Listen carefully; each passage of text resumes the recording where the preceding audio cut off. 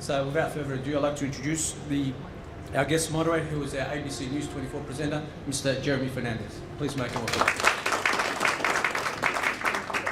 Good afternoon, everyone. Thanks for coming along. This is going to be quite a fun afternoon. Just so you're aware, we've got room for some Q&A towards the end of the session. We've given our speakers each 20 minutes each to say their piece.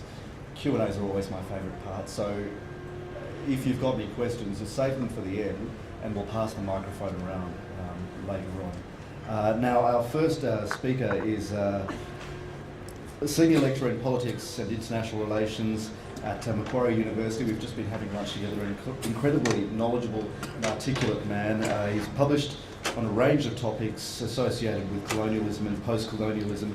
Most recently published a book titled The Crisis of the Sudanese Post-Colonial State. Please welcome Dr. Nelwa Benson.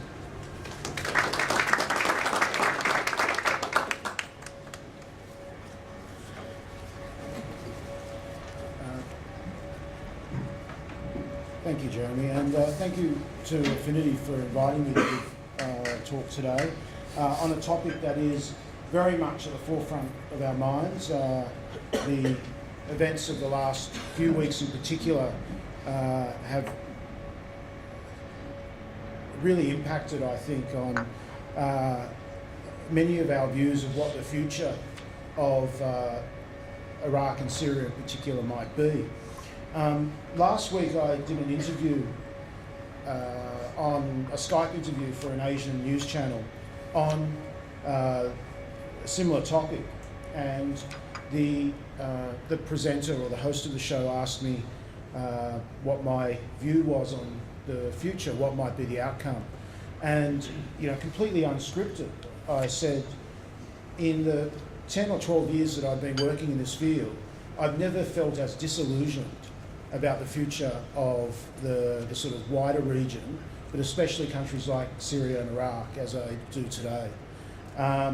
And in a way, I wanted to start with that because I think there is an importance to the events, not just for those particular countries, but for the wider region and the stability and of that region, and also more broadly, as some people in the media have made very clear over the last few days, in particular. Now, in the context of that, I do want to try to begin with, just deal with a couple of the narratives that are sort of currently in the sort of public realm. The first, I guess, is about the sort of character of this of the Islamic State. Extremist groups like them we have recent examples of such groups that have occurred elsewhere. I think the point is worth making that whilst this group has an Islamic character, its ideology is very much shaped by its view on Islam, its tactics, its methods, its approach are not uniquely Islamic in any way. Just a couple of the examples that from other parts of the world that really do highlight that this is not just a Middle Eastern or Islamic phenomena. The Lord's Resistance Army, Uganda, the Khmer Rouge, of course, the Shining Path in Peru, and one can go on. I mean, similar characteristics, and we can talk about those later if time permits. But again, I think it's worth keeping in mind that there are elements of what is occurring in Iraq and Syria around the movement and the events that we've been witnessing that aren't specifically Islamic or Middle Eastern. There's a wider aspect to them as well. And while we're undermining narratives, let me move on to another that's sort of quite common, or that has run through both Syria and Iraq. What I think we have to be very wary of is that most of the narratives have been driven by Western interests. That is, the narratives about leadership, government, and so forth, are not sort of they're not objective, they're not dispassionate, they're not detached from mainly the interests of the US and its allies. First, Bashar al-Assad was the bad guy, but this was mainly because the uprising provided an opportunity to sever the Iranian, Syrian, Hezbollah, Hamas sort of thread. Now Assad suddenly not so bad because the state of turmoil is so deep, and that Hezbollah and Hamas are no longer as intimately tied, and even if they are, Syria's weakness sort of prevents it being able to provide any genuine aid to those organisations. So that link's effectively been broken. So strategic gains have been made with a seriously weakened Syria that no longer poses any problems to anyone in the region. So we're starting to see a change in the way that al-Assad has been viewed. He's partly rehabilitated, partly because the alternatives that are emerging don't seem to be very opportune or advantageous to the regional order or the global order. Similarly, Iraq's problems were underplayed for a long time. The success of the so-called US invasion and regime change given a great deal more, I think, positive elements to it than really did exist. Prime Minister Nouri al-Maliki was seen as a stable hand. In recent months, of course, this has changed dramatically. Maliki has been cast aside, in many ways made the scapegoat for a problem partly resulting from his approach to government, undoubtedly, but really problems that have far more to do with the way that the US overthrew Saddam Hussein and the power vacuum that followed. And so it's with that sort of segue that I want to go into trying to explain the context as I was asked to do. Now that context rests on historic factors and what I will call more immediate factors. So what I want to do here is outline 3 historic factors and then lead into a short presentation of the immediate factors, or what we might call the more short-term causes of the conflict. Now, one further point I'll make just before I get into that is that Tunisia and Egypt in particular, which have also undergone quite radical transformations in some sense in recent years, have taken a different path since the overthrow of long-time dictatorships. And the historic reasons I'm giving below will provide, I think, some understanding of why countries in a similar region that may have some similarities in regards to the style of government and attempts to move beyond that have come out of, have had such divergent recent events. And I'm not here trying to suggest that either Tunisia and Egypt are on some sort of smooth path to democracy and so forth. But nonetheless, I think, regardless of what one thinks of Egypt and Tunisia's transformation over the last 3 or 4 years, they certainly have been far better for the people than what we've seen in Syria and Iraq. So the first historical factor, artificial state formation. Syria and Iraq are recent state formations. I mean, I recently read an article that said that the Iraq that we know no longer exists. It's been effectively divided into three separate areas: the Kurdish, the sort of area of chaos where IS and the Sunni majority live, and then the southern area from Baghdad further south that Shia control. The reality is, the Iraq that we know is less than 100 years old. It's a state that emerged out of colonialism. Now, in saying that, all states are artificial in some way, and many are quite recent as well. States that we take for granted, Germany, Italy, all emerged in the 19th century as well. And they're quite recent, they're artificial in some way. But what sets these states apart is that the manner of the formation, that is, the state was formed through a process of internal organic building, mainly in many cases bloody and unequal, but nonetheless there was a centre of power within the state that drove the state building process. Prussia in Italy and the monarchy and other interests in Italy and so forth, in Germany and then in Italy, through a process that had internal sort of machinations. In the Middle East, this did not happen. Well, except maybe in Saudi Arabia and to some extent in Turkey after the breakup of the Ottoman Empire, and if we want to include Iran in the Middle East, in Iran as well. In every other case, states were formed out of the colonial process. When I say artificial, I mean these states were literally these states were created by literally drawing lines on a map. Syria and Iraq emerged after World War I as a deal made, or in the process of a deal made between the British and the French to divide the region between themselves after the war, if they were victorious, of course. This deal was struck between Britain's Mark Sykes and France's Francois Picot in May 1916, the famous Sykes-Picot Agreement. The fate of millions of Arabs and Kurds was decided without any representation from them at all. But this was not untypical of the way that European powers decided the fates of Africans, Asians, and the people of the Pacific time and time again. We live in a country that that we can, I think, appreciate this process quite greatly or deeply. These states were not formed organically. No group within the state was dominant. No formation of the middle class attached to the dominant group was allowed to form. The new rulers did not undertake to build a national identity. How could they? They were not of the same national identity themselves.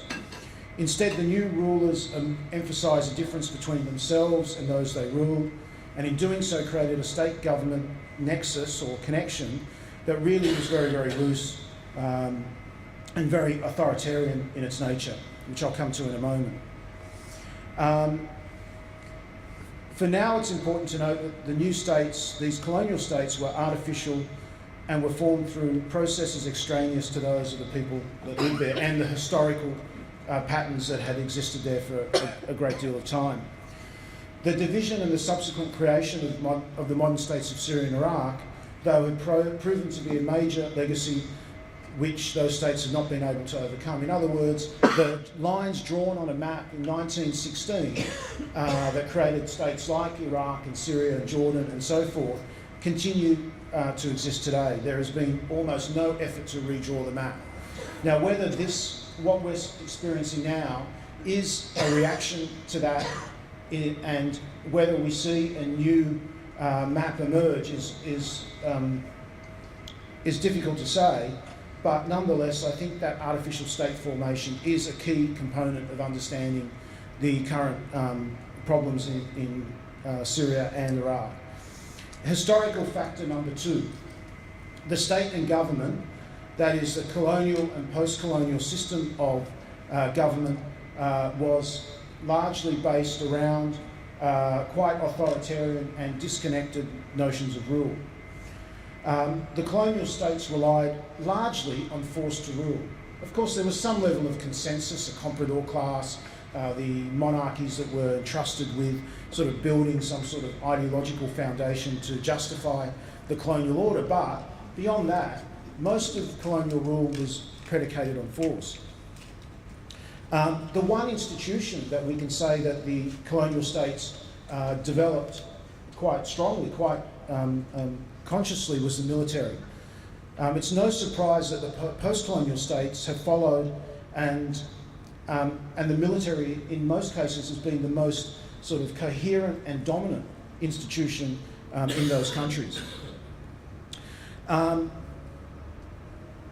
So in these states that were artificially formed, the colonial governments created a new form of rule, one that was predicated largely, as I said, on force, with very little legitimacy and popular consent. Now, there are two opposing views on the colonial state. The first is that the colonial state was overdeveloped. it concentrated power in its own hands, and in doing so, provided no opportunities for civil society to develop. And from this position, weak civil society results in weak foundations for democracy and lead to the formation of governments that are unaccountable and unlimited in what they can do. The other view on the colonial state is that it was underdeveloped. Its institutions were thin, except for the military, which I've spoken about, and there was very little effort to develop the state or the economy on which strong states rest. Scholars who take this position argue that when the colonisers vacated, they left behind a decrepit structure that was easily toppled, and the result has been weak states ever since. My view is somewhere in between. I think the colonisers overdeveloped the state at the centre and underdeveloped it severely elsewhere. And of course, there are different experiences in different colonies, depending on geography, depending on a whole range of other factors. But largely, I think we can talk about a pattern in Iraq, or we can talk about examples in Iraq and Syria where there are similarities in the way that the state was heavily developed in the capital and in key cities, and underdeveloped elsewhere in the colony.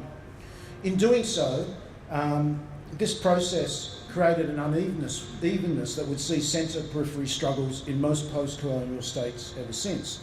And this leads me to my third historic factor, and that's the politics of identity. And we are talking now, in the case of IS, as a very sectarian, a movement that has a very sectarian element to it, and the politics, regardless of the fact that I think the causes of sectarianism are quite complex, and that there are political and other overtones to the events in Syria or the character of the movements in Syria and Iraq. There's no doubt there's a sectarian element to them. People who try and sort of explain that away, I think are missing the point that sectarianism, fabricated, constructed, invented, whatever it might be, is still a key component of the events that are occurring there. And so partly I come from this sort of position of identities largely being invented or reinvented by particular political, economic and other forces. And I think in terms of this sort of centre-periphery experience of many, or histories of many colonial areas, and I think this is certainly true of Iraq and Syria, that in the process of independence, of nationalist movements, we saw those countries saw the emergence of national identities in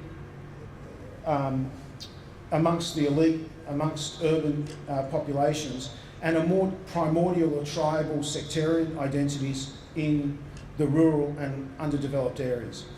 This is something the African scholar Peter Ika describes as the problem of the two publics, and what Mahmoud Mamdani calls citizen and subject. In the view of these two and others like them, the colonial system created citizens of those who were brought into the colonial state and subjects of the rest of the population. That is, we have these divergent experiences or identities, or sense of relationship to the state emerge in colonial areas. One group saw themselves as the inheritors of the colonial state and saw themselves as a natural group to rule over the rest of the population once the colonisers were removed. The others were made to see themselves in tribal terms where customary forms of government and law survived. It was not unusual for the colonial state to outlaw customary practices in the city and at the same time put in place systems that preserved identical customs in rural areas. This is why in many post-colonial states there has been such divergence held by the cosmopolitan urban populace and the rest of the country. In some way, the movements that are on the ascendancy in Syria and Iraq are largely rural, and the ideology they draw on or espouse is partly a reaction to the cosmopolitan, secular and nationalist ideology of the urban ruling classes, which they've long competed for power in these post-colonial states. Iraq and Syria were both left by the colonial rulers with highly ineffective monarchies at the time of independence. In both cases, the colonisers claimed to be leaving the population in the hands of the traditional governments. In both cases, this was as much a fabrication as the borders which made these two countries into what they were. In Western portrayals of the Middle East, it was believed that they only knew Oriental despotism, a term that was common right through the 19th and early 20th century to describe forms of government in the Arab world. And any other form of government would be a foreign intervention that people would reject. This despite nationalist movements arguing for democratic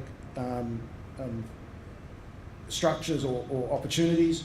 The most famous case, I think, is Egypt, where there were democratic uprisings a number of times, and each time the colonial government suppressed them and reinforced the power of the monarch until 1952, when the monarchy was overthrown. It's worth adding here that similar claims have been made in recent years, such as the one common in US and even Australian commentary, that the people of this region need a strong hand to lead them, and stability is only possible if a strong leader takes control. This is a modern form of an older argument that the Middle East, the Arab, the Muslim only knows one thing, and that is force. This narrative was a justification for colonial power then, and is a justification for imperial intervention now. The deeper historical causes of the wars in Iraq are often washed away in this narrative. They're important, but alone they do not explain the events. They need to be coupled with more recent or immediate factors that have resulted in what we are witnessing today. So the short-term factors or causes. I was going to start this section with a little quote from C.L.R. James, which sounds like an unlikely source for a talk on revolutions or uprisings in the Middle East, being largely a commentator of Caribbean politics and remembered for his work on his writings on cricket. But one thing he did write about was the Haitian Revolution, and in it he said, he commented that often uprisings or revolutions aren't really caused by major events. It's often a spark, an sort of important one, and in this case in the case of the context he was talking about an umpiring decision, a bad umpiring decision in Trinidad, causing a major nationalist uprising that went on for weeks and eventually led to quite huge changes in the way that the British governed Trinidad. And I think in the case of what we're looking at here in the Middle East, we've also seen what seemed quite trivial, trivial in a sense, compared to the corruption, the repression, the whole range of other factors that have been evident for a long time in many of these countries, like Mohammed Bouazizi's self-immolation, which was a horrific act in Tunisia, which sparked the Arab uprisings and in turn the toppling of some of the longest serving dictators in modern times. But this was an event that had been occurring regularly in the region for the best part of a decade. Yet for some reason this particular event set off a sort of a spiralling set of movements that have to some extent transformed the region. And what's happening in Syria today is a direct result of that initial outburst of anti-government or pro-democratic sentiments in the region. However, in Iraq, the lawlessness, the sort of breakdown of the state, the context in which IS has emerged resulted largely from the toppling of Saddam. And no one here, and certainly not me, but sorry, I'm certainly not going to here romanticise the Saddam era or try and suggest that his overthrow wasn't well earned by him. But nonetheless, in the context of the way it was undertaken and then the preceding policies that were put in place really did undermine what was already, as I've suggested, quite a weak edifice. In the case of, and looking specifically at Iraq for a moment, the 1970s, prior to the Gulf War, the 1970s were actually probably a bit of a golden era for Iraq in a number of ways. I mean, people forget Saddam was a bit of I would say he was somewhat of an international celebrity in the 1970s, appeared on the cover of Time. He was awarded a UN prize for his efforts in agricultural development. He was responsible for secularising the tertiary education sector. There were more women in higher education and in the bureaucracy under Saddam than in any other developing state in the 1970s. But by 1980, with the onset of the Iran-Iraq War, the Gulf War, this process of state building that Saddam was only able to do because of the high oil price and the huge revenues that were now available to the Ba'athist regime. But nonetheless, it was a nation-building project that for at least a decade was seen to be highly successful. But the Gulf War left his government regime drained from funds and his military and national unity in tatters. With this, the Iraqi state was unable to complete a project that it had begun, and maybe if it had continued, we would have gone some way to addressing the artificiality of the formation of Iraq. The 1990s saw this program reverse even further, and by the time the US came and removed Saddam, whatever national unity had been created since independence had all but evaporated. The US blundered its way through the occupation, only serving by de-Ba'athization, privatisation and support for a breakaway Kurdish quasi-state to ensure Iraq would fracture into multiple competing factions. All reports have suggested that while IS make headlines, the real thrust of the anti-government push in Iraq is coming from the disaffected Sunni population. So IS might be the sort of bulwark, the beachhead, the vanguard that's responsible for certainly the headlines and undoubtedly the most brutal actions. But behind it, there's a wider support for IS as an anti-government and anti-Shia movement. And those two things have, for many Sunnis, have become compressed or converged. Sectarian in the sense that the Sunnis have been left in between a largely autonomous Kurdish state in the north and a Shia-patrolled southern Iraq. Sectarian in the sense that since the fall of Saddam, the Sunnis have felt the brunt of the US style of freedom. That is the largest forced privatisation scheme in the Middle East. With this privatisation program came unemployment, poverty and alienation, all while foreign corporations benefit. De-Ba'athization was partly about removing the old regime from power. It was also partly about freeing the assets of the Iraqi state for either sale to foreign, mainly US corporations, or to cronies of the new leadership who then outsourced the activities of these formerly public enterprise to the same private operators in return for a neat profit. I remember a story I came across and I went to a talk not long afterwards from a former colonel of the US forces at the time of the US 2003 US invasion, and he said that one of the things that sort of struck him, that stands out for him, that was while the military was lined up on the border of Kuwait ready to go into Iraq when they received the call, behind them was a litany of private operators waiting to follow the military straight in, and the level of the transfer of public assets, especially oil-producing assets to foreign corporations, is now, I think, well documented in a whole range of areas, in a wide literature. The shifting of public assets, and I've explained that, and Iraqis learned the hard way that this program was very much against their interests. I remember speaking to an Afghani who went through a similar thing, and I think Afghanistan has had somewhat of a similar experience, and he said that the development model in Afghanistan is fantastic if you're a foreign NGO or you own a foreign corporation. But if you're Afghani, there are no jobs, no opportunities, no development model whatsoever. And I think Iraq, and from what I've read, I think there's a similar experience in much of Iraq as well, and the levels of unemployment are certainly just testament to this process. Sunnis felt this more And I guess explaining the Sunni opposition to this is really important because this program was national. Sunnis felt this more as they were largely incorporated into the public sector by Saddam.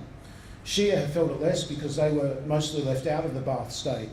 In any case, neither group has benefited materially as far as we can tell, except for a small Shia elite. But it's fair to say that the Shia do not face the same levels of repression and violence today that they did in the second half of Saddam's time in power. Saddam was a cruel and uncompromising dictator, but he also became vicious midway through his time in power. And his viciousness was mainly directed at the Shia and the Kurds, as history has rightly described. Towards the Sunni majority, he was a little more consultative, often needing to rely on the support of key Sunni leaders in rural areas. Like all dictatorships, Saddam's was constructed on widespread coercion, but also required some level of consensus and buy-in from certain groups in the country. And Syria, I think we can say similar things about in terms of that buy-in. And I'll finish up with just a few comments about Syria and to show the similarities between these two countries in regards to this sort of more recent history.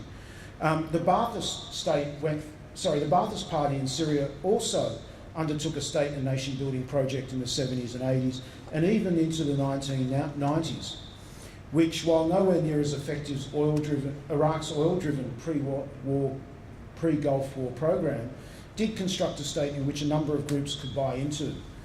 This started to erode in the final years of Hafiz al-Assad's time in power, partly due to the fall in the oil price and also a number of other sort of economic issues that plagued the Assad regime. And it was increasingly replaced with a corrupt, cronyistic and increasingly narrow leadership in the time of his son Bashar al-Assad. Now, the reasons for this are varied and contested, but my view is that under Bashar, members of the inner circle competed for power and did so by dividing the spoils of the state between themselves as a way of building their own power base. In doing so, they brought members of their own families and their own sort of mini crony systems were created. And in doing so, transformed the state into a set of competing factions, mostly on sectarian, but also on family lines. And this is, I think, one reason for the weakness of the state response to the uprising in Syria. It also explains the cross-sectarian nature of the state response in some way. In both cases, the state has been incredibly weak from its origination. This weakness in the Syrian example was also partly a result of the way that the Ba'athist inner circle, after Hafiz's death, has in many ways removed the notion of the national interest into what I think we can now call personal or a very narrow personal interest. So in both cases, Iraq and Syria, the IS movement has emerged in the context of states that have largely withered away or have been internally weakened by either, in the case of Syria, the internal machinations of those in power, in the case of Iraq, through a process of occupation and I would call it, I guess for the want of use of a better term, the sort of privatisation or outsourcing of the Iraqi state. In both cases, decades of either suppressing, eliminating, or some small incorporation of opposition groups into the government has really meant that the state, when challenged, when the state was challenged, there was really no alternative governments to emerge, no legitimate voices in those countries that could offer a vision for the population to fall behind. Either the choice for the people were either the state at one end or the remnants of the colonial traditional leaders or groups such as IS at the other. As we see, none of these options are proving very promising at the moment. Thank you.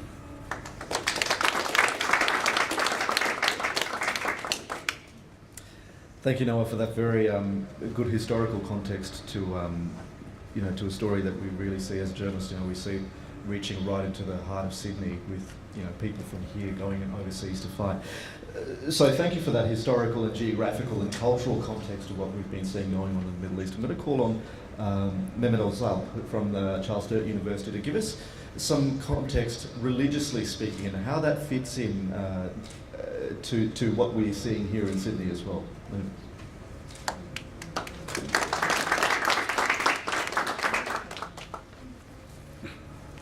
Good afternoon, ladies and gentlemen. We really have three questions here, fundamentally. Where did this ISIS come from, or whatever they're called? What produced them? And the atrocities that they are committing, is it driven by Islam at all? Or if not, what are the causes for their behavior? And secondly, is there really a sectarian sort of a conflict or a motive behind what's happening in the Middle East? And thirdly, we are all wondering, and Australian government in particular is very sensitive about at the moment, people who are going from Australia or from other Western countries to the conflict zones and fighting for ISIS.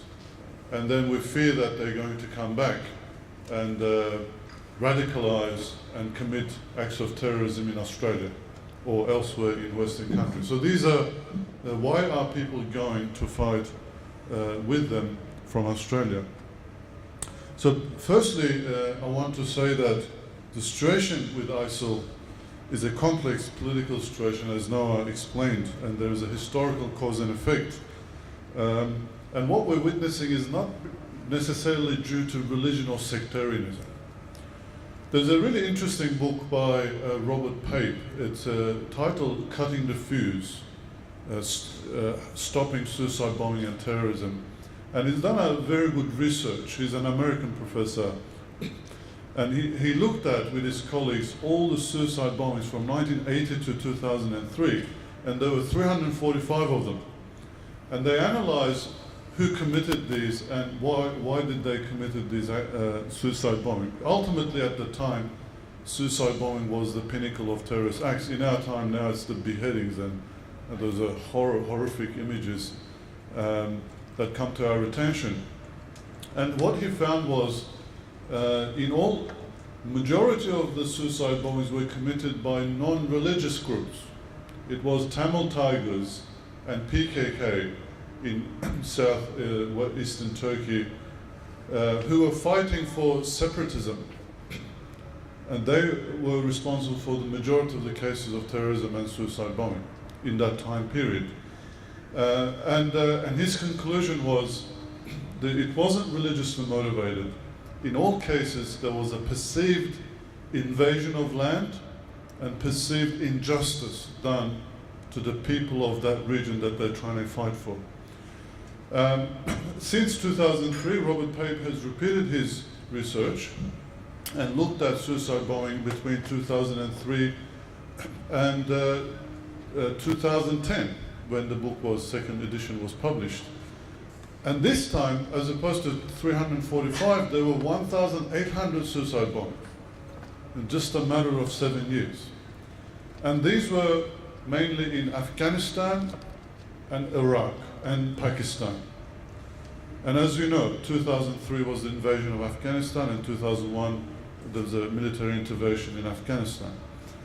And in the part in the suicide bombings in Pakistan started after 2006, when there was a military surge, of the US Army in order to stop Taliban bases in northern and northeastern Pakistan. And the result was suicide bombings. So once again, Robert Pape says that the data shows where there is an invasion, people resist in one form or the other, believing that the invasion is unfair, unfairly invading their home country, or that people are suffering because of it. And there was only in that later period, 12% of the suicide bombers were non-native people. 88% was native people. And in the case of the 12%, they had a very close relationship to the nation or the land, even though they weren't from that natively. So this data shows, according to Robert Pape, that the motive is not religious. There's always, it's a response to some sort of an invasion and what perceived injustice. And the situation with ISIL is no different, and we could sort of trace the cause all the way to 2003 invasion of Iraq. You know, if you recall, in Western countries, including Australia, millions of people protested on streets to prevent that war, right? And a lot of people felt that there was no reason for it. And we found out that weapons of mass destruction wasn't true either. What was the reason we were worried about? Because we were fearful that it was going to create a chain reaction of uncontrollable violence in the Middle East. Did that come true? Well, yes. You know, we're at the second stage of it. In that time, somebody forwarded me this, this GIF files or video file. It looked at map. You know, America invades Iraq, coalition army invades Iraq. Then something happens in Iraq. Then it goes to Syria. Then Iran is involved, and then that depicted World War III. May God forbid. But that video predicted that the conflict would spread into the rest of the Middle East. It didn't exactly happen the way they set out. There was also Arab Spring issue. So what we're seeing now in the Middle East or in Syria is that there are three layers of political groups and political involvement. The first layer is the social groups, social, ethnic, and religious groups. So ideological, or we could say maybe political, ethnic, and religious groups. They're all trying to play a part and not be dominated by the others, and perhaps gain an advantage and control Iraq or Syria. And you know, Bashar Assad is one. Then you've got all these different groups of resistance that emerged in 2011. And same thing in Iraq. We've got the Kurds and the Sunnis, Shiites, and within those there are different groups as well. It's very complex.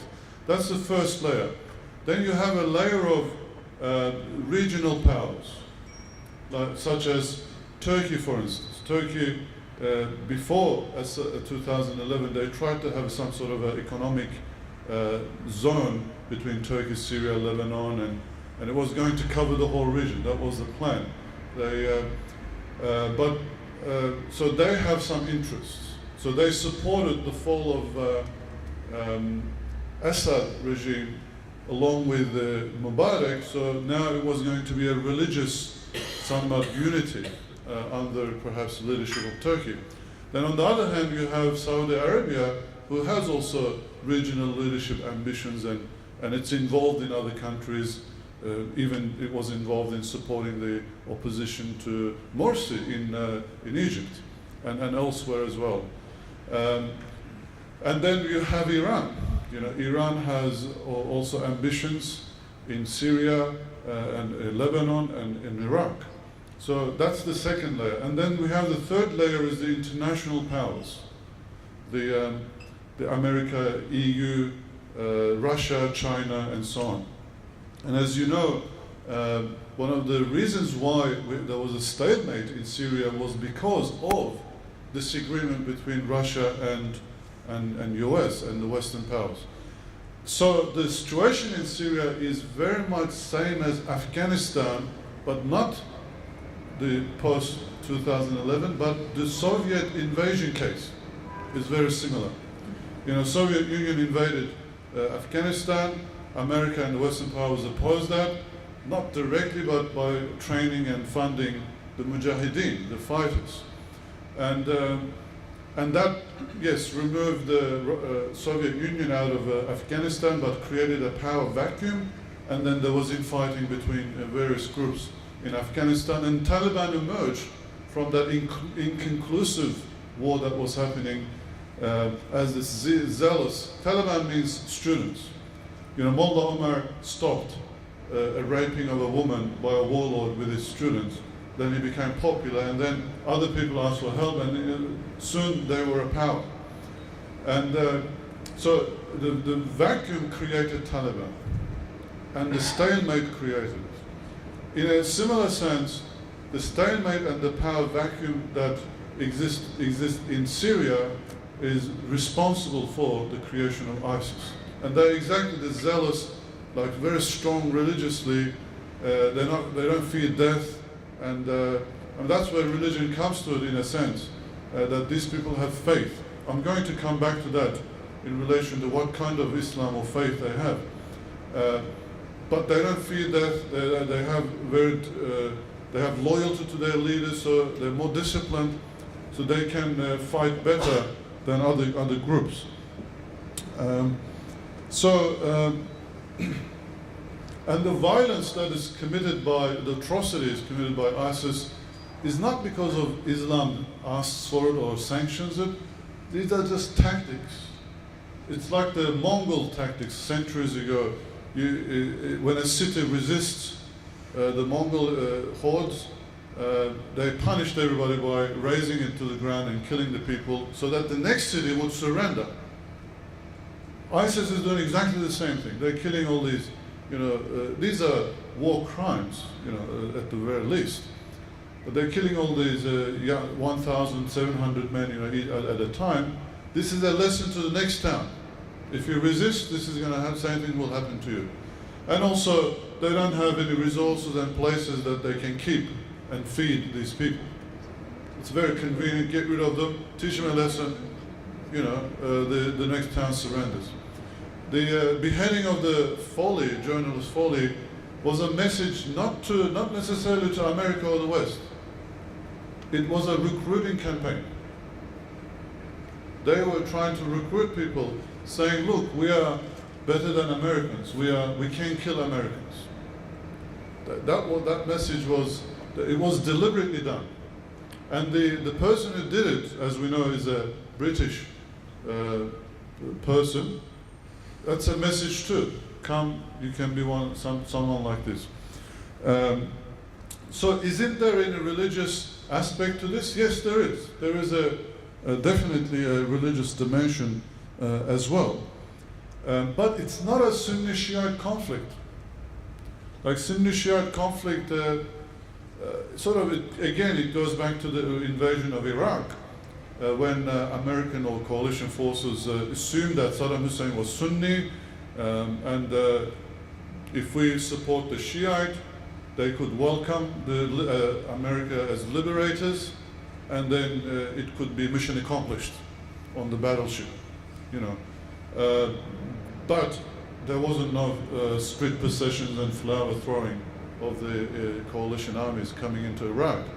There was a wrong assumption made by whichever analyst did that, and that preference of the US or coalition forces of the Shiite minority in Iraq created one of the key reasons why conflict started. And also the Al-Qaeda people in Iraq thought, okay, if we throw a bomb in a Shiite mosque, they attack, we create confusion, and we benefit from that sectarian, sentiments on polarization.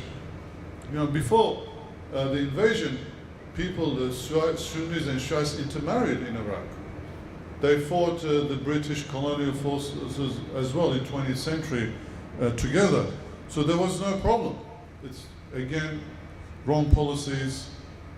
It all takes one bomb on each side to a mosque, and then you have a Sunni-Shiite polarization and violence. But what we are seeing is, in the case of ISIS, is that puritanical Salafist type Islamic interpretation, the Al-Qaeda type of Islamic understanding dominating.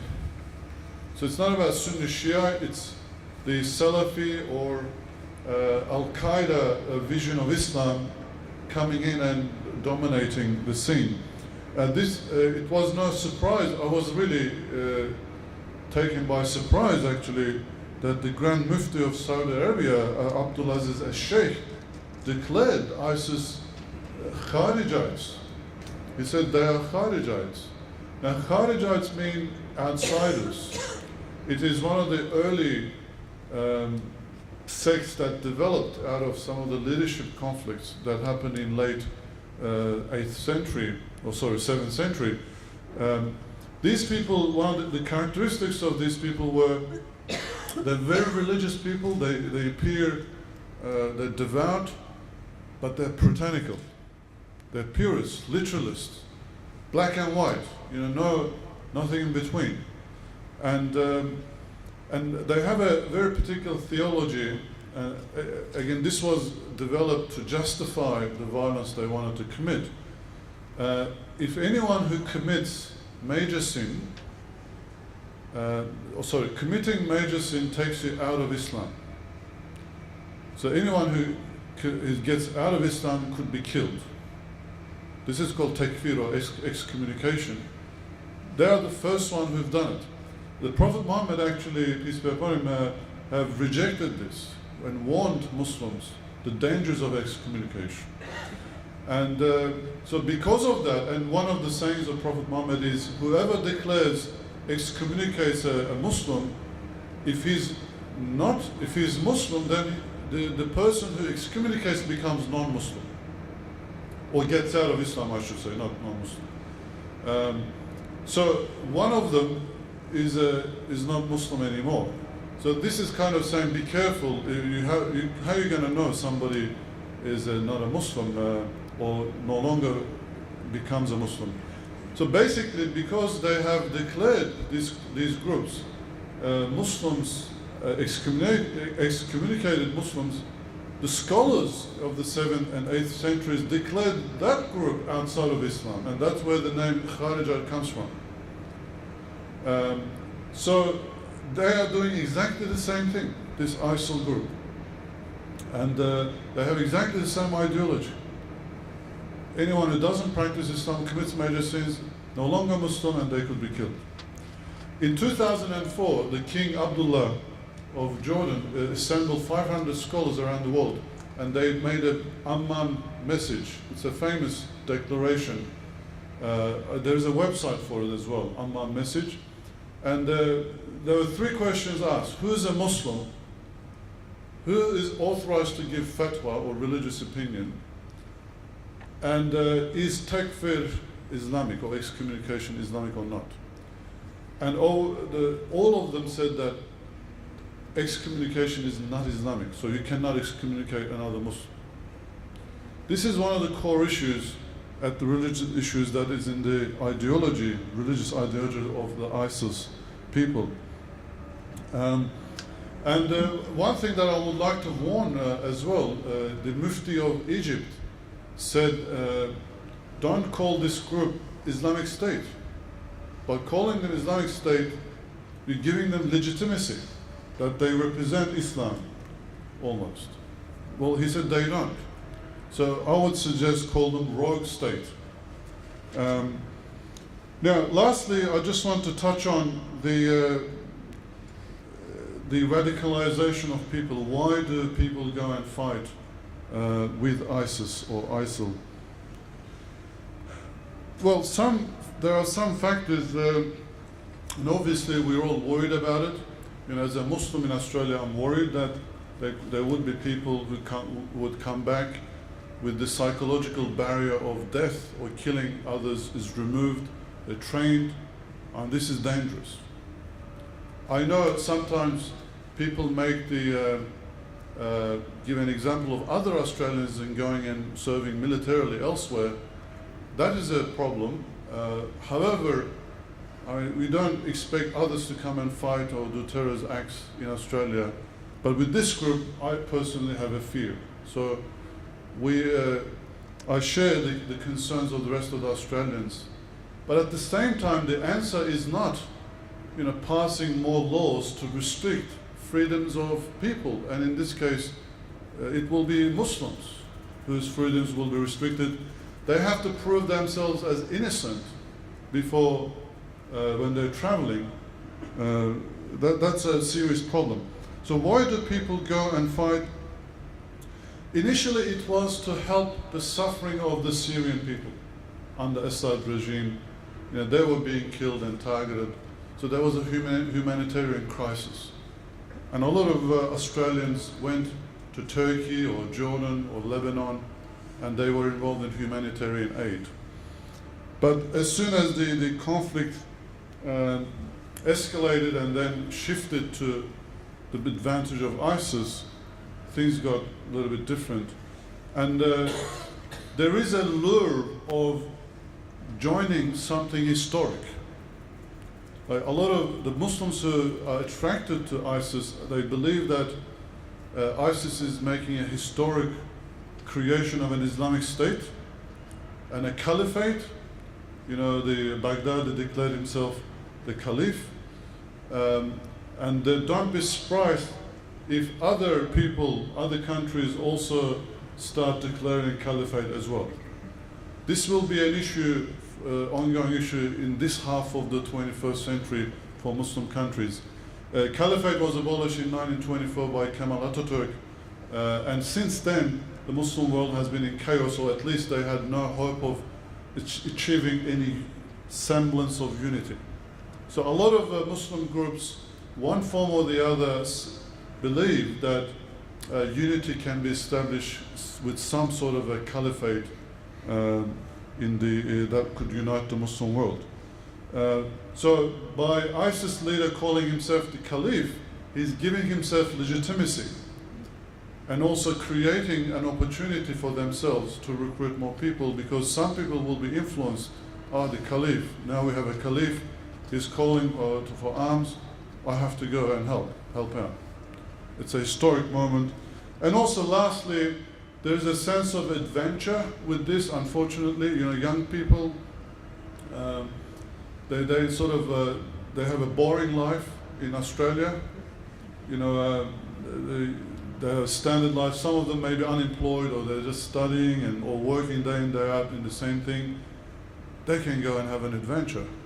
And this is one of the ways of recruiting or conscripting people to army is, Australia did this in World War I.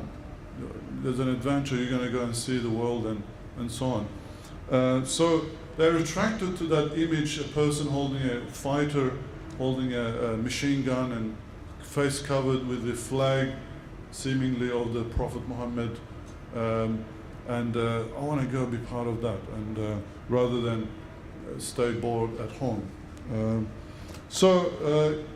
Well, Muslims feel that we're all worried about this, but we're also worried about these laws that are being proposed. And the government expects Muslims to cooperate, but they're not likely to cooperate. And in the end, it's the Muslim community who can make a difference to prevent radicalization or stopping radicalized people. They're doing already a lot of things. I mean, our own organization, ISRA Australia, is doing massive educational campaign with youth, Muslim youth in this country. And there are many multiple organizations. Affinity is doing great work.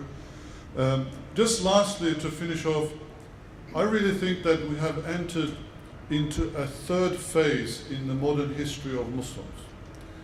First, it was the colonization, which sort of ended with World War I and the abolishment of caliphate in 1924.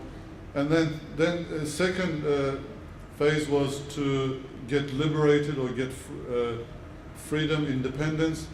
And then the post-colonization problems that came with that, the Cold War and how Muslims were caught in between the Cold War. That was the second phase. Now we're in the third phase, where Muslims find themselves in power, one form or the other, whether that's Morsi or Muslim Brotherhood in Egypt, or Tayyip Erdogan, who comes from an Islamist background, and who talks about religious aims and objectives, or it's the Iraq or ISIS. I think we're seeing that in the third phase, religion is coming to the foreground more and more, not necessarily sectarianism, we just see that's one of the symptoms, because the secular model has failed in the past. It could not get Muslims out of their problems or provide unity. But Muslims sort of feel that religion is more of a unifying factor. Counterintuitively, we think that religion sometimes divides, but Muslims believe that it will unite them. And so there will be certain solutions, and in this third phase, Muslims are being tested with one another. Ironically, I feel this phase will end with some sort of secularism, and because there's no other way to live with people who are different than you in society. And Nader Hashemi, he wrote this fantastically researched book called Islam and Liberal Democracy and Secularism. He says the same thing. He says he draws parallels between the Western experience towards secularism, and he says that there was a period of violence, and then like sectarian violence, and then some sort of a puritanical forces or movements took charge, and they committed some atrocities, and then people learned, hey, we just need something different, and secularism developed over time. Or toleration, the Locke's letter of toleration that comes out of that historical backdrop. And he says that we're seeing the similar pattern repeated in the Muslim world. And it's just going a bit too faster. That's the fortunate thing. It's not going to take centuries, hopefully. So basically the result of all of this is some sort of a ethnic, religious, and political balance, which has to be found by Muslims themselves, and with the help of, hopefully, international community. And in the process, maps could be redrawn as well. Thank you very much. Wonderful, Mehmet. Thank you very much, Antonoa, as well. We promised to get you out of here at 1:45, so we're running slightly behind time.